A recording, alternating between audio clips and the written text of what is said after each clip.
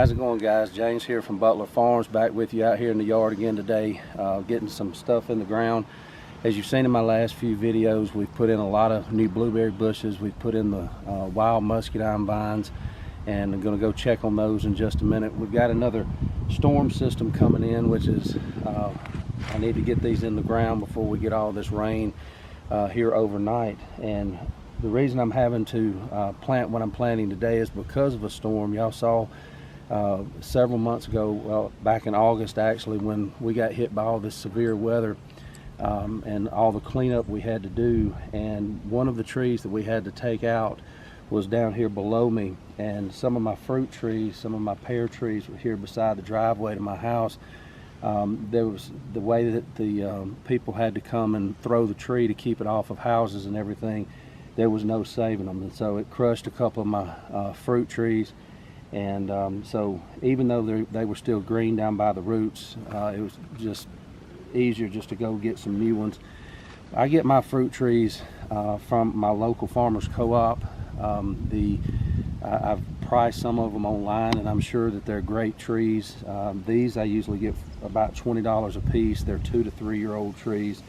So you know, they're already kind of hardy. They're ready to go in the ground. And I know at our local farmers co-op, when they get them in, you better go get them because they won't last long. So what I'm planting today is, this is a Kiefer pear. I don't know if you can see, it's going to make a big green pear. They also sold Bartlett pears. I'm more of a fan of the Kiefer. The pears that people give me, obviously my trees aren't old enough to produce yet, but those are the Kiefer pears, and they make a big green firm pear. Now the tree that I'm replacing was a Gala apple, and I've never had a lot of luck with apple trees up here even staying alive, but I just decided to go with pears because that's what I've got up near the road by the catalpa trees. That's what I've got on the other end of the property. And you can do pretty much anything with pears that you can do with apples. You can swap those out pretty easily. So I've already removed the old tree, dug a new hole, and this is already starting to dry out, so I'm hurrying to get this in the ground. You can see how this was packaged and tied up at the top with a metal twist tie. You may need a pair of pliers to get those loose. They're pretty tight sometimes. And inside they put this mix of sawdust and soil. It's mostly sawdust, and you can see it's pretty damp. Keeps these roots good and damp. These trees obviously have some main roots, but they've got a lot of secondary roots that are really good. So when you're planting a fruit tree, you're going to want to plant it at the same depth that it was in the package. And again, you can see kind of that where that dirt mark is. Like I said, it's already starting to dry out, and that's how far it was up in this packaging. Now I don't put the packaging down in the hole. I will put it on top and let it kind of rot down. You can see down in the bottom I've already hit red clay. That's a problem up here. I've got a good layer of topsoil, but then you get down to that red clay. And so what I've done is, when I got to my proper depth, I took my shovel and I really broke that bottom up, loosened it up, so that these roots stand a better chance of being able to go. Now I'm not going to have to spread these roots out. Sometimes you'll have, in the bottom of the hole, you'll have to spread them out so that they're not in a big clump, but these are already ready to go.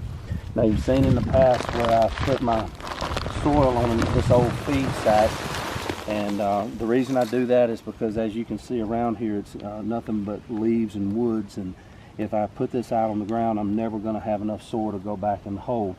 So while I'm holding it, make sure you get it like you like it.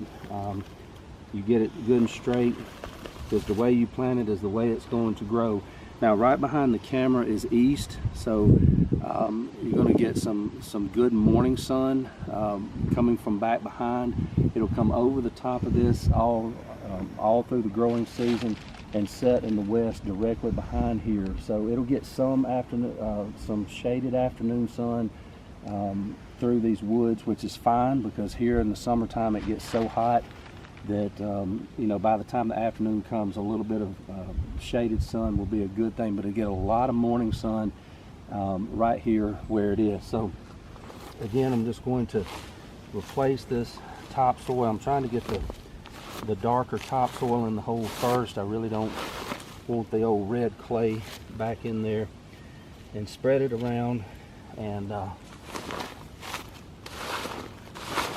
usually I would come through and have a bucket of water. This is a little bit far from the house for the hose pipe to reach, so I would usually come through with a 5-gallon bucket of water and water this in. I'm not going to do that today for the simple reason that we do have these storms coming through tonight, and guaranteed we're going to get a lot of rain out of it. They're even talking about some severe stuff coming through. We pray that doesn't happen. But as far as having to water it in, this soil, we just had a lot of rain this week, and you can see that the soil is pretty damp. It's holding together, and so there's a lot of moisture in the soil. This tree had a lot of moisture in its packaging, so it'll be fine. And like I said, it's going to get a ton of rain tonight. They're talking anywhere between 1 or 2 inches of rain tonight, so I'm not really worried about watering it in. Now for the first year that this tree is here, I'll have to get on a schedule, and I will come once a week, depending on the weather.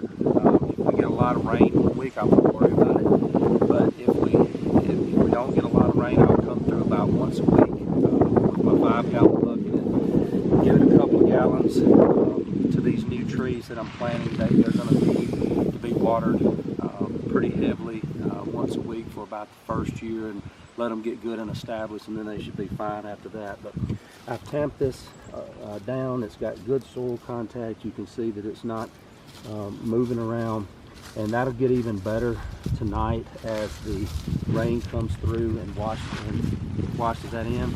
I don't know that it really matters. I always take this old sawdust stuff that they come packaged in and just spread it around.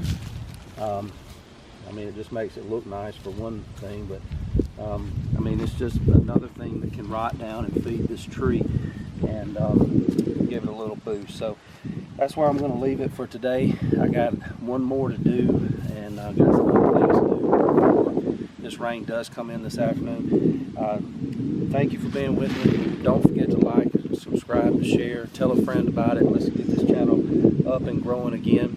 Until next time, God bless. This is James from Butler Farms, and we'll be seeing you.